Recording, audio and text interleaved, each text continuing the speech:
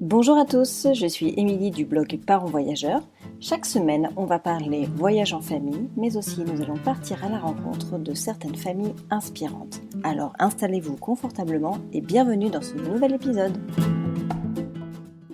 Bonjour les parents voyageurs, j'espère que vous allez bien. Alors aujourd'hui, pour ce dernier épisode avant l'été, je pars à la rencontre d'Antoine. Antoine et sa famille sont partis cet hiver faire le tour de l'Europe en camion. Ce qui m'a interpellée dans leur manière de voyager, c'est la dimension écologique de leur voyage, en essayant de limiter au maximum leur impact écologique, mais aussi les rencontres au fil de leur voyage. Une interview vraiment très riche, avec un point de vue très intéressant autour du voyage responsable et la sobriété. J'espère que ça vous plaira. Je vous souhaite une belle écoute.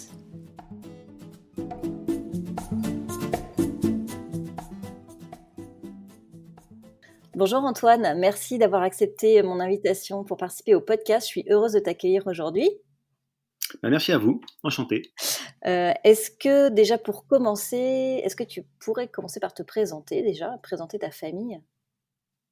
Je m'appelle Antoine, j'ai 36 ans. Je vis à Nantes avec Camille, mon amoureuse, et puis 2 enfants. Malek qui a 3 ans cet été, et puis Emilio qui aura 6 ans cet été. Le thème qu'on va aborder avec toi aujourd'hui, c'est ton grand voyage tour d'Europe, mais aussi avec cette dimension un peu éco-responsable, avec les valeurs que tu partages au travers de ton blog. Est-ce que tu pourrais déjà commencer par nous parler de ce projet de tour d'Europe? On aime voyager avec Camille. On est partis avant tous les deux en sac à dos plusieurs fois. On voulait partir avec les enfants, on voulait partir en camion pour voir pas mal de pays différents. Au départ sur un grand tour de l'Europe qui aurait été l'Espagne, le Portugal, la Grèce, jusqu'à la Norvège. Et finalement, pour prendre le temps, on a choisi de restreindre un peu cet itinéraire. Et puis les conditions sanitaires ont aussi restreint encore l'itinéraire pour finalement passer donc 7 mois entre la Grèce pendant l'hiver et puis les Balkans au printemps. Les Balkans, c'est l'Albanie, la Bosnie-Herzégovine et la Croatie.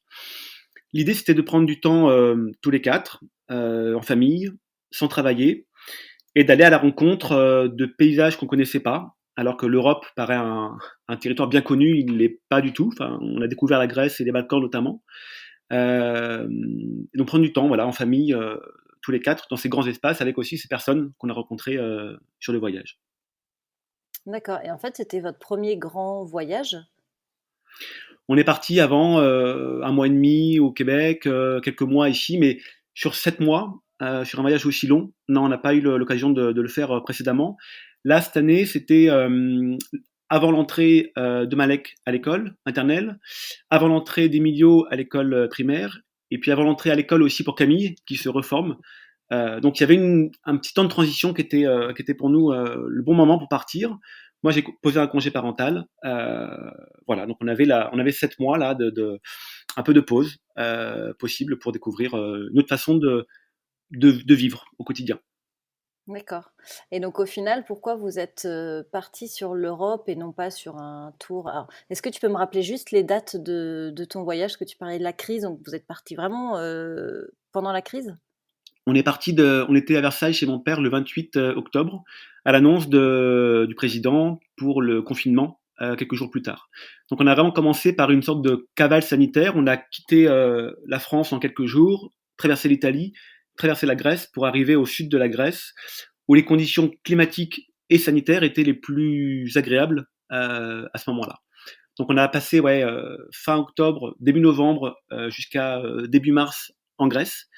Et après, on a monté par les Balkans pour arriver à la maison, de retour à Nantes, le 15 mai. D'accord. Ouais, donc c'était quand même assez culotté d'être partis, à ce moment-là, en fait. Vous avez pas, renoncé à votre voyage à un moment donné? On a passé une longue soirée avec Camille et mon père à discuter justement de ces conditions un peu de départ. Et on est parti, on était content de partir parce que finalement, on a à la fois vécu avec la Covid parce que c'était les conditions qui nous entouraient tout le temps, et en même temps parce qu'on était loin du monde, on était aussi loin de cette pression et de ces gestes barrières et du port du masque par exemple. Donc moi j'ai pris beaucoup de plaisir à voyager à la fois en hiver et à la fois dans ces conditions sanitaires un peu difficiles, mais qui nous a permis de prendre un grand coup d'air, une grande liberté pendant ces moments un peu plus contraints partout ailleurs. Ouais, vous avez vécu dans une petite bulle, en fait, en voyage comme ça, en fait, par C'est rapport aux ça. autres. Et en fait, ces conditions sanitaires, elles nous ont amenés à aller un peu plus loin qu'on ne pensait, un peu plus loin des villes, un peu plus loin des axes connus, parce qu'on voulait pas déranger, on voulait pas apporter ce virus. Voilà, et du coup, on a choisi de s'éloigner un petit peu du monde. On a quand même rencontré beaucoup de voyageurs et de voyageuses, mais on a aussi été dans des espaces qu'on n'aurait pas découverts sans ces conditions un petit peu contraignantes. Et ces grands espaces, on les a beaucoup aimés, et les enfants aussi. Et on a eu un rapport à ces milieux naturels qu'on n'aurait pas eu sinon.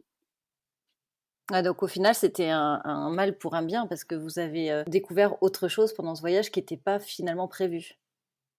C'est ça. On a découvert des lieux qu'on n'aurait pas découverts sinon. Et puis aussi, on a pris le temps.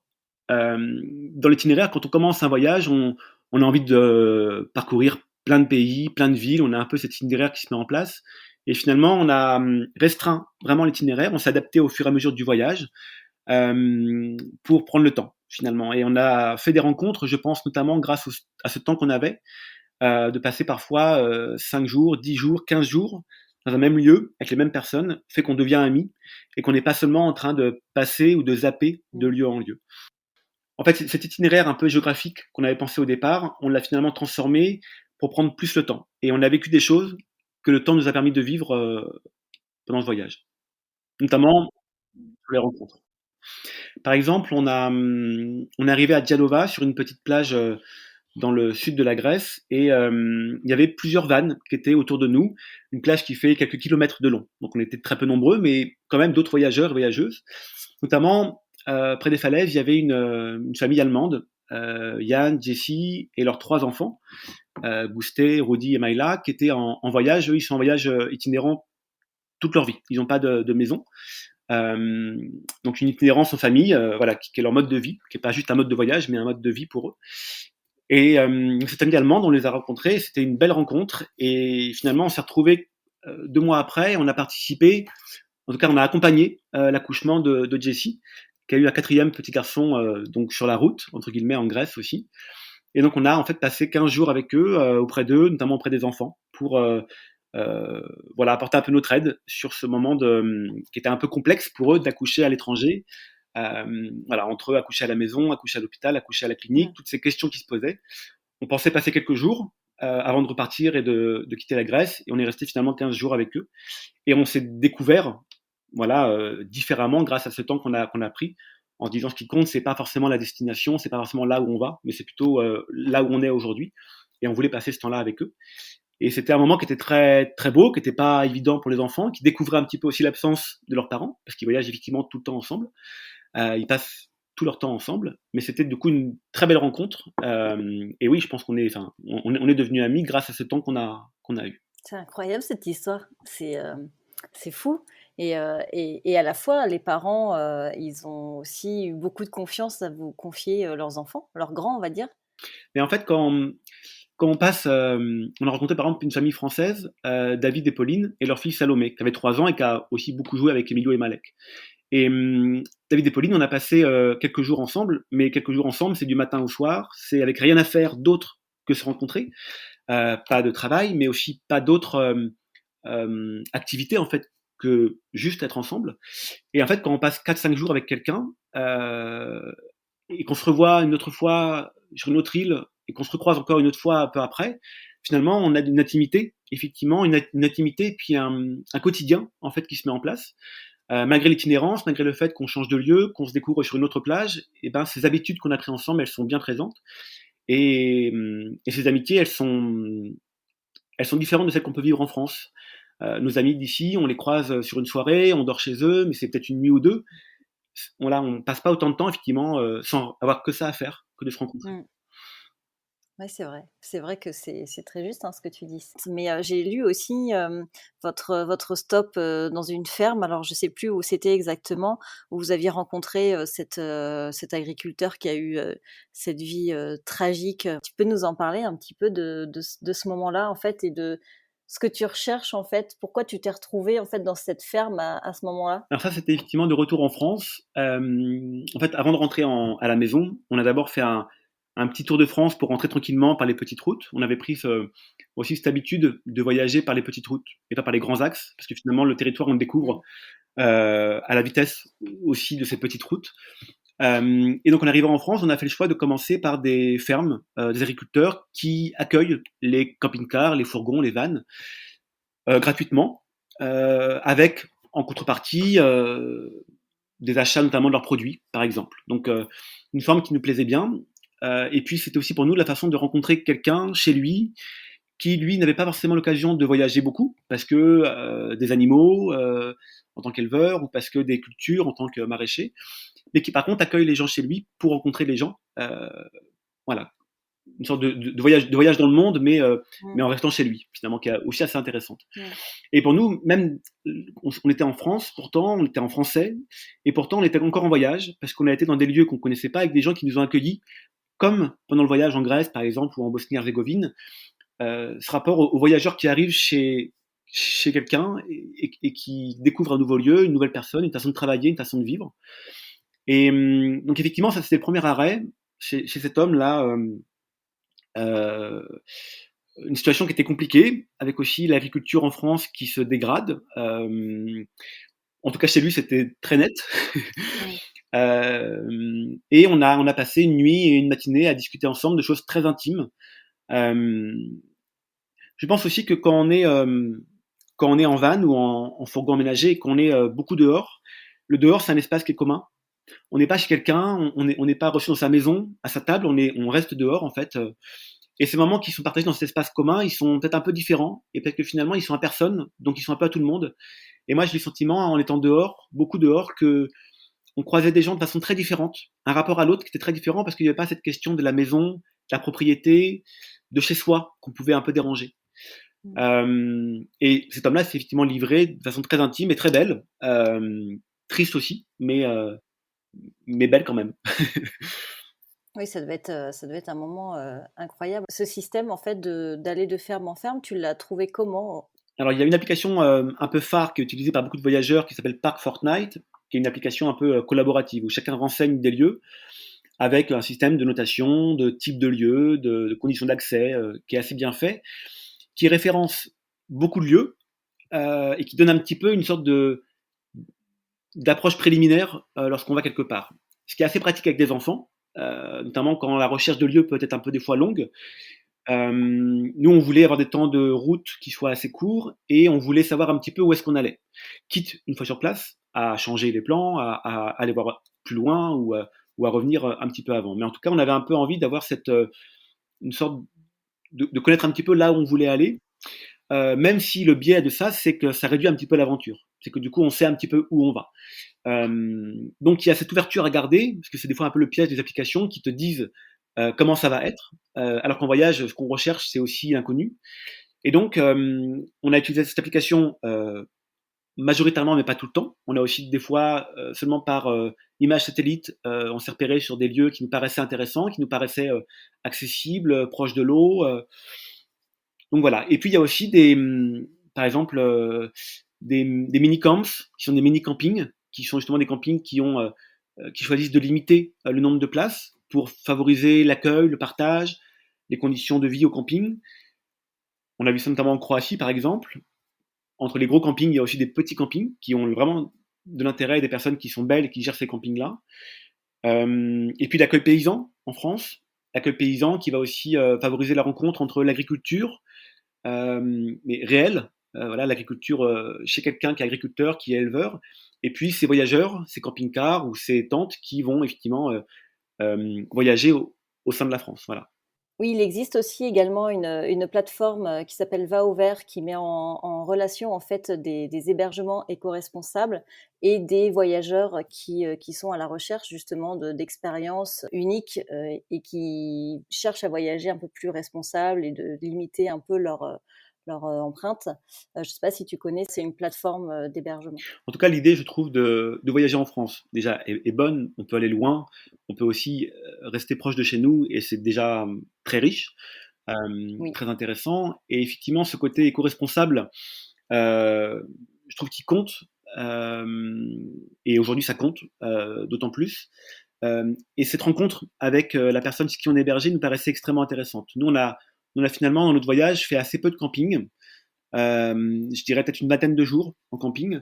Les principales rencontres qu'on a fait étaient soit dans des lieux, comme on dirait, sauvages, hors des campings, hors des sites d'hébergement, mais aussi, je dirais peut-être aussi 20 jours peut-être chez l'habitant.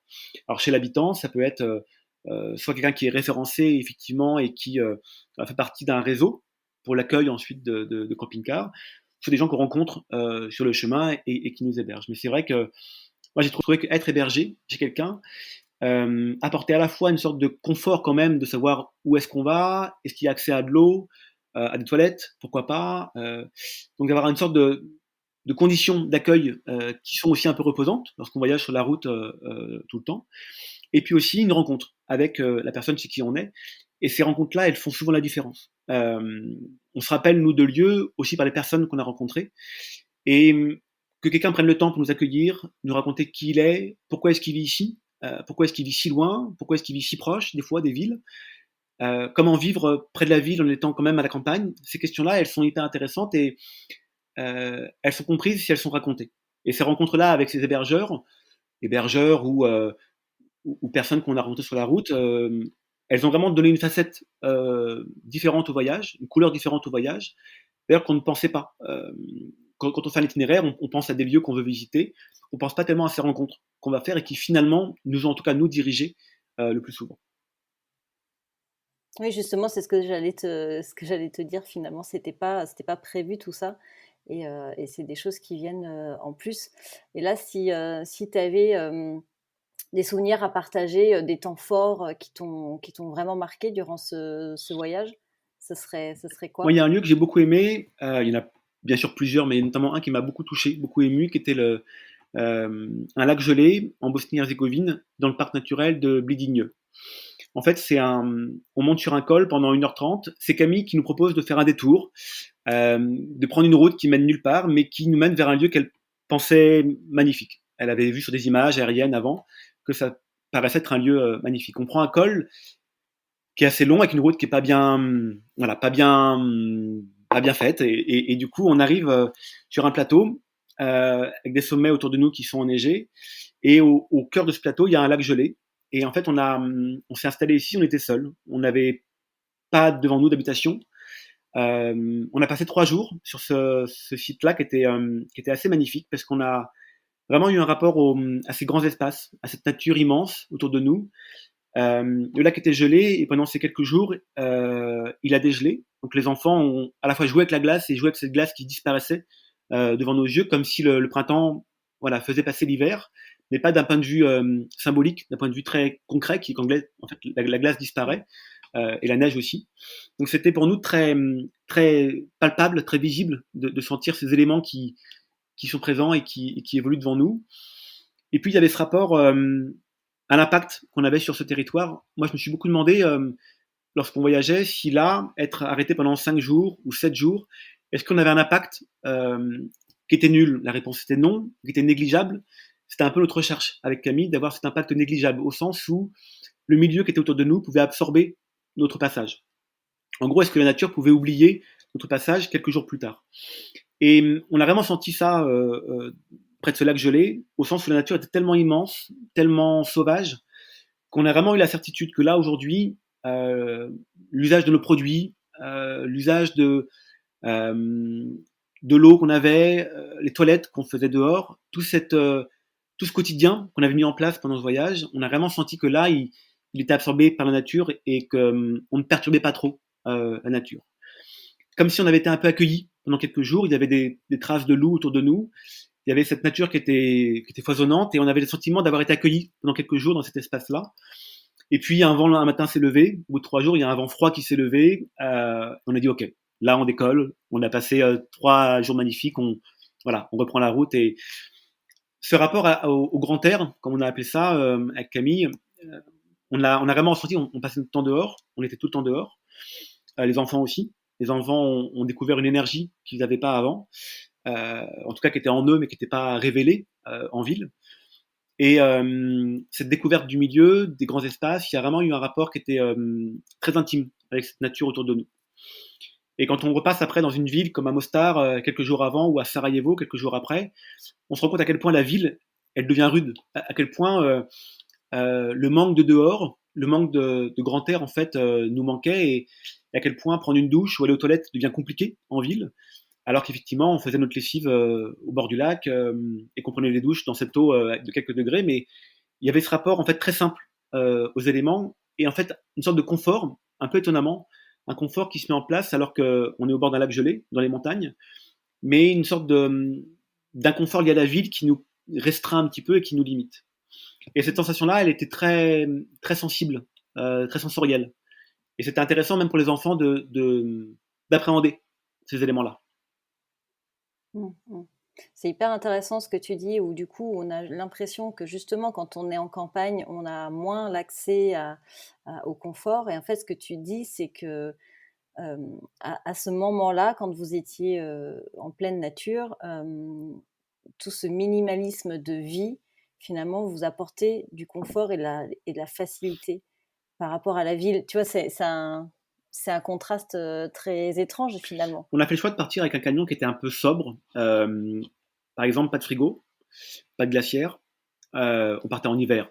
Mais quand même, on n'avait pas envie d'avoir en fait ce package un petit peu de confort qu'on a l'impression qui paraît nécessaire quand on est à la maison et qui en même temps nous a pas du tout manqué. Pareil, c'est douche froide. On s'est douché à l'eau froide pendant 7 mois. Ça nous a pas, en Grèce, encore une fois, hein, mais ça nous a pas non plus du tout manqué. Mm. L'eau chaude nous a pas manqué. Et en fait, quand on est arrivé à Nalipchi, près de Kalamata en Grèce, pour passer 15 jours avec nos amis allemands, pour l'accouchement, ils nous ont invités d'être dans un même mode de vie qu'eux, qui était d'être en appartement pendant quelques jours, parce que eux avaient besoin de ce confort-là, de ces conditions d'accueil-là pendant quelques jours. Et ils sont restés 6 semaines, finalement, eux, avant et après l'accouchement. Donc, on a été en appartement avec eux pendant 15 jours. Et la première nuit en appartement de location, assez sommaire, mais qui comportait chauffe-eau, chauffage, climatiseur, four, réfrigérateur, congélateur, tout ce qui paraît presque nécessaire quand on accueille comme ça dans un studio. Et en même temps, la première nuit, je me rappelle de ça, de cette première nuit. Alors on n'était pas chez nous, on n'était pas dans notre camion, on était autre part, mais cette première nuit où on avait le sentiment d'avoir en fait plein de nuisances autour de nous, des nuisances lumineuses, des nuisances sonores, et finalement que tout ce confort presque nécessaire, en fait, nous paraissait tout d'un coup inutile et sans sens, vraiment.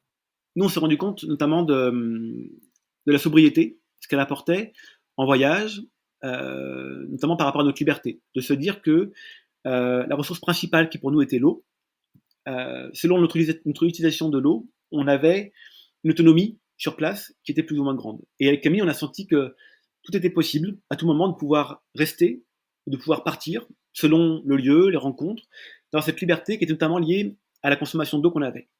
Et du coup, on a mis en place des petites stratégies assez simples, hein, de faire la vaisselle sur la plage, par exemple, dans l'eau de la mer avec du sable, ce qui lave aussi bien que de l'eau chaude et du produit vaisselle à la maison. En fait, ces pratiques un petit peu différentes, elles nous apportent de l'autonomie et donc de la liberté. Et on a croisé d'autres camping-cars beaucoup plus gros, avec un package électrique de frigo, de congélateur, qui finalement devaient rouler beaucoup plus que nous et avaient moins le temps de s'arrêter parce que leur consommation était presque un peu excessive par rapport aux ressources disponibles. Quand vous êtes parti, quand vous avez eu le projet de partir sur ces 7 mois, vous y avez réfléchi à tout ça en fait. Vous êtes parti effectivement sans frigo, mais est-ce que tu t'attendais finalement à aller aussi loin en fait dans la sobriété? Vous viviez peut-être déjà comme ça avant, mais peut-être de manière plus confortable quand même. Avant de partir, est-ce que tu pensais pouvoir vivre avec autant de sobriété et l'impact du coup par rapport à ta dépendance? Alors, déjà, la sobriété, elle est quand même relative. Parce que c'est vrai qu'on était comme en camion, avec un aménagement quand même très agréable, et partir à vélo ou partir à pied est encore plus sobre que nous. Donc, effectivement, cette sobriété, elle est bien relative. Il n'empêche qu'on a effectivement des pratiques qui sont écologiques, comme on pourrait dire, je ne sais pas trop, à la maison. Euh, voilà, on a une maison en bois qu'on a retapée, qui est très isolée, qui est chauffée au bois, etc. Donc il y a des conditions écologiques qui sont à la maison en place, mais plutôt des conditions un petit peu liées à une réflexion, liées à un raisonnement. En voyage, on a vraiment eu l'impression que cette sobriété, elle était nécessaire elle était évidente. Et finalement, la question du confort, elle est toute relative. On n'a pas du tout manqué de confort pendant le voyage, que ce soit en termes de nos lits plus petits en camion qu'à la maison, ou de la consommation en eau ou en électricité. On n'a pas du tout, à aucun moment, ressenti un inconfort. On se lave moins, on fait moins de lessive, n'empêche qu'on est bien et qu'en fait, des fois, à la maison, on peut avoir une sorte de surenchère du confort qui est, pour nous, en tout cas là en voyage, n'était pas du tout nécessaire. On avait réfléchi par rapport au camion, lorsqu'on a commencé à aménager le camion, qu'on a aménagé nous-mêmes en grande partie, on avait listé tous nos besoins qu'on aurait, de fait de lister tout ce qu'on voulait emmener, notamment les jouets des enfants, des livres, matériel informatique, etc. On a listé tous ces besoins et on a aménagé le camion pour que tous ces éléments qu'on voulait prendre rentrent dans le camion. Ce qui est un peu différent d'une maison où on a un espace qu'on remplit. Là, nous, on avait des choses qu'on voulait organiser et ranger dans le camion. Et puis, on avait réfléchi avec Camille à une autonomie de 3 jours. On voulait pouvoir être partout, tout le temps, sans avoir besoin ni d'eau, ni de gaz, ni d'électricité pendant 3 jours. On avait calculé ça en se disant que c'était le bon temps pour s'arrêter. Finalement, on a vu qu'on pouvait s'arrêter beaucoup plus longtemps, et puis qu'en fait, il y a plein de points, par exemple, notamment d'eau, qui sont accessibles. Et avec un filtre à eau, on peut facilement en fait utiliser l'eau de la rivière ou l'eau d'un lac, en fait, sans poser trop de questions. Mais cette appréhension des ressources finies, des besoins limités, elle était très, très évidente en voyage. Et là, de retour en France, on sent que ça se dilue à nouveau et que finalement, le rapport à la température, par exemple, il est beaucoup moins facile à la maison, alors qu'au camion, on a fait des nuits à 10 degrés le matin. En fait, si on est bien équipé, il n'y a pas de problème, en fait. À la maison, on veut un 18 minimum. En fait, on a la température dans le camion la nuit, elle s'est dégradée au fur et à mesure, elle s'est dégradée. On s'est rendu compte qu'au début du voyage, on avait un peu une vigilance à la température de la nuit, 16 degrés, 14 degrés, 12 degrés. Et finalement, on se rend compte qu'on s'habitue très vite au froid, qu'on s'équipe facilement contre le froid. Et en fait, on n'a jamais souffert du froid de façon inconfortable. Et ce rapport, effectivement, au confort, il est très relatif, je trouve. Oui, je suis d'accord par rapport au fait, que tu partes en vélo, ou un camping-car, XXL, c'est clair que oui, le confort est relatif, mais c'est vrai que vous avez fait le choix de partir en un camion aménagé. C'est vrai que c'est de toute façon déjà beaucoup plus sommaire que, partir en hôtel, tu vois, en appartement et cetera. Mais, non, je trouve ça dingue et juste un petit mot, sur les enfants, comment ils ont vécu ce voyage?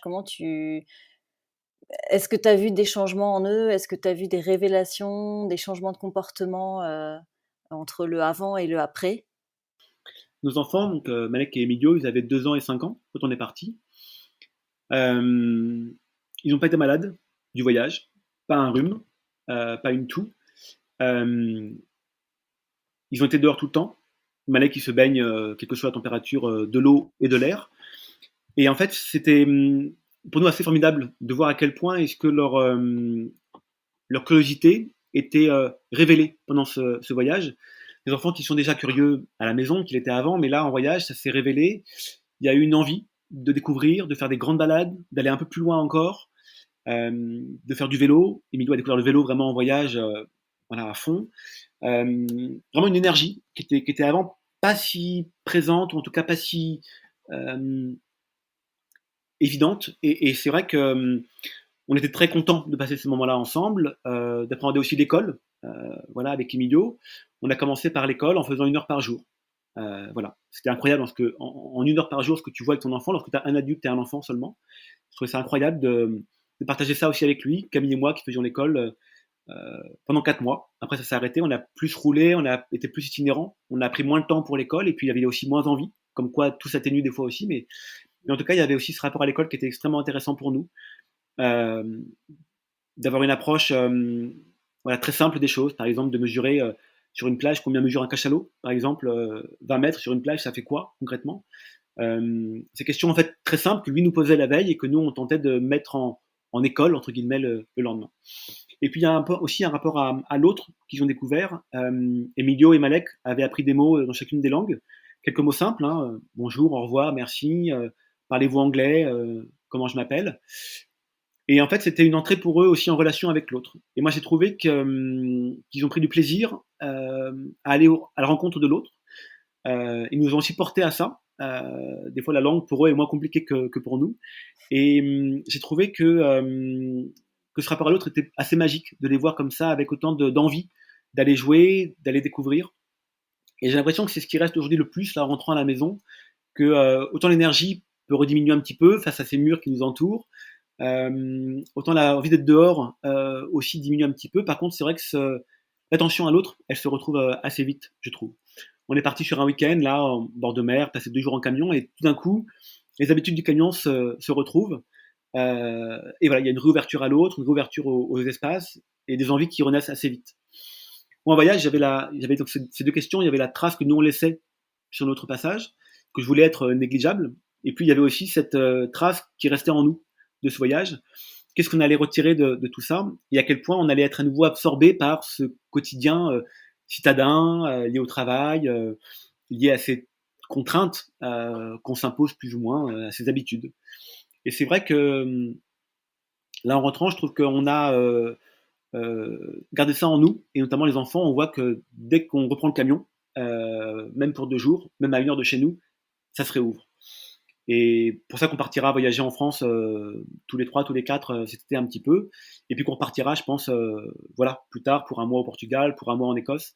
En fait, tous ces pays qu'on n'a pas forcément fait là, parce que le Covid nous a contraints entre guillemets, on aura le temps de les refaire plus tard. Et moi, j'ai vraiment le sentiment que partir quelques jours suffit pour être déjà en voyage. Mmh. Oui, c'est quelque chose qui est revenu sur ton blog, qui a attiré mon attention. Justement, j'avais prévu une question par rapport à ça, où du coup, tu parles du retour, voilà, comme quoi tu te retrouves enfermé dans un quotidien. Je trouve que ces mots sont super forts, finalement. Euh, donc, ce retour qui, j'ai l'impression, au travers de tes mots, paraissait difficile, c'est vraiment le cas, ou c'est juste parce que c'était la transition de retour de voyage? Comment tu le vis aujourd'hui?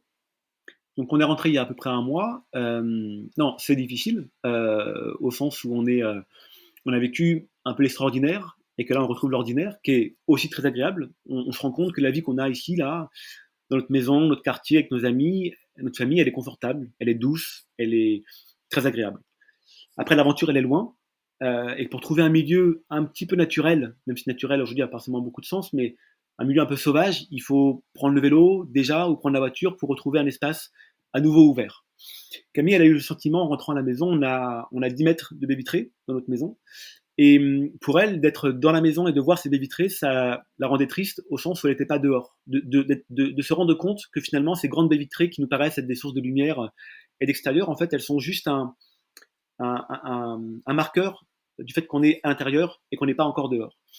Et le grand air nous manque un petit peu, l'aventure aussi, et en même temps, la vie, elle est agréable. Donc c'est après de retrouver un peu du sens. Et puis cette question aussi de se demander, est-ce que ces contraintes qu'on nous impose, et celles qu'on se met à nous-mêmes, qui sont d'ailleurs, je pense, majoritaires, c'est à quel point est-ce qu'on les a décidées, à quel point est-ce qu'on les a choisies, à quel point est-ce qu'on vit bien avec elles.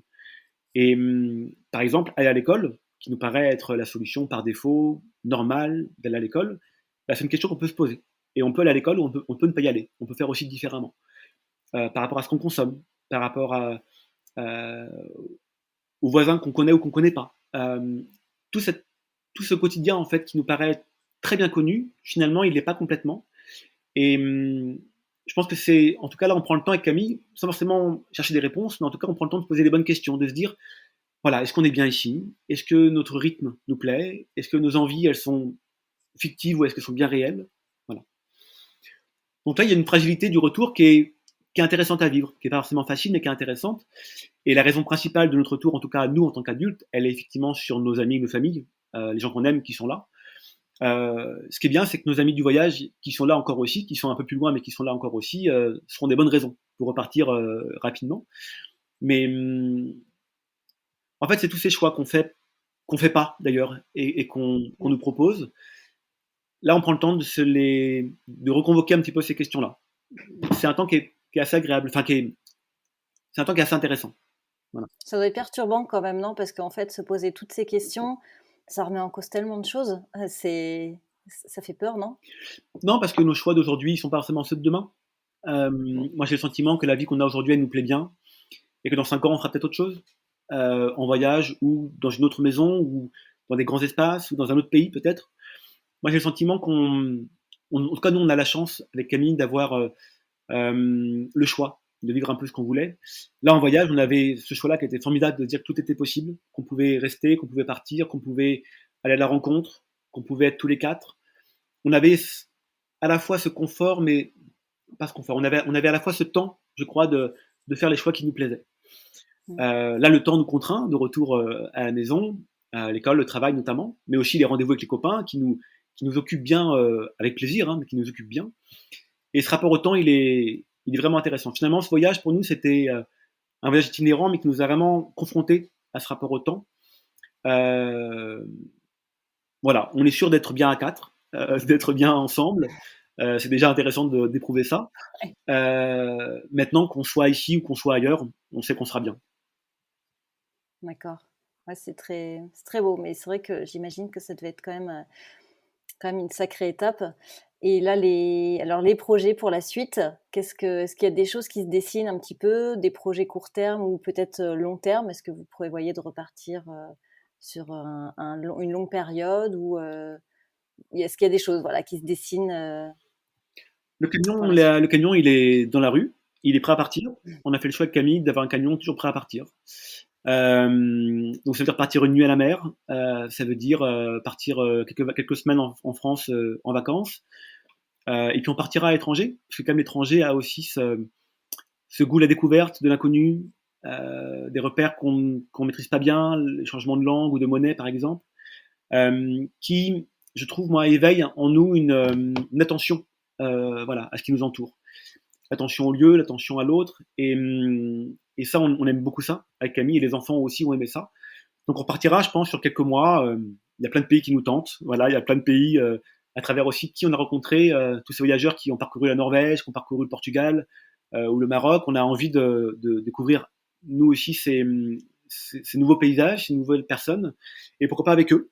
Pourquoi pas un jour appeler Yann et Jessie et dire voilà, vous êtes où est-ce qu'on peut vous rejoindre pour quelques mois? C'est encore une fois une question de rapport au temps, au travail. Est-ce qu'on travaille ou pas? Est-ce qu'on va à l'école ou pas? Mm. C'est aussi ces environnements un petit peu du quotidien qui donnent cette liberté ou non. Ce qui compte, je crois, c'est d'être, en tout cas pour moi, ce qui compte, c'est d'être bien là où on est. Et moi, j'ai vraiment eu le sentiment en voyage d'avoir un rapport au présent qui était très fort. Donc, demain, où est-ce qu'on sera? Je ne sais pas trop. En tout cas, d'être bien là aujourd'hui, ça me paraît important. Ah, c'est super. Est-ce que tu aurais un petit conseil à donner à ces parents voilà, qui ont envie de partir en camion comme vous sur un itinéraire pas très loin, mais quand même suffisamment dépaysant, qui ont envie justement de partir à la recherche de ces rencontres? Qu'est-ce que tu pourrais leur conseiller pour les aiguiller? Question difficile, je ne sais pas trop quel conseil je pourrais donner. Nous, on s'est rendu compte qu'il y avait plein de façons de faire, qu'on soit en petit van vintage ou en grand camping-car XXL, euh, qu'on soit en famille ou qu'on soit seul. J'ai trouvé que tous ces modes de voyage sont intéressants. Je ne dirais pas qu'il y a un mode à choisir. Je pense aussi au vélo, je pense aussi à la marche. Je pense que voyager, de toute façon, te met en route pour quelque chose, te met en route pour une attention au monde qu'on n'a pas forcément à la maison dans le quotidien, en rentrant à 19h notamment. J'ai l'impression que ce qui compte, c'est de savoir un peu quelles sont nos envies et d'être prêt à les modifier. Moi, j'ai beaucoup aimé ce passage de frontière qui était à chaque fois pour nous un moment où on se posait la question où est-ce qu'on est, quels sont les codes ici, et j'ai trouvé que s'adapter régulièrement, modifier le cadre par rapport aux enfants, est-ce qu'il y a des loups ou pas autour de nous, est-ce que la rivière est dangereuse ou pas, et ces cadres qui sont tout le temps modifiés, finalement, ils ne sont pas inconfortables pour les enfants. Par contre, ils ont du sens, et j'ai l'impression que se poser la question de quel choix on fait et dans quel cadre on les vit me paraît extrêmement intéressant. Tout est possible, voilà. Les limites, c'est seulement celles qu'on se met, c'est ça? En partie, mais on voit là aujourd'hui le port du masque, par exemple, alors que c'est plus nécessaire, plus obligatoire. Beaucoup de gens le portent encore. C'est intéressant de voir à quel point Mm, aussi on s'habitue, même à être contraint. mm. Et c'est drôle, je me faisais exactement la même réflexion ce matin, avec nos masques qui finalement maintenant nous dérangent presque plus. On s'habitue à tout, ouais, effectivement. C'est fou. Écoute, Antoine, on va être obligé de s'arrêter là pour cet entretien. Je te remercie beaucoup pour ton retour d'expérience. C'était hyper intéressant. On aurait aimé en savoir plus. J'espère que tu accepteras de venir nous reparler de tes futures expériences. C'est le bienvenu. Avec plaisir. Merci beaucoup. Merci. J'espère que ce nouvel épisode vous a plu. Si c'est le cas, n'hésitez pas à le partager à votre entourage ou lui laisser 5 étoiles sur votre plateforme d'écoute. En attendant, on clôture la saison. Je vous remercie infiniment pour toutes vos écoutes. Le podcast a très bien évolué durant cette saison et je vous remercie infiniment pour votre fidélité. Je laisse place maintenant au podcast de l'été et je vous donne rendez-vous en septembre. Bye!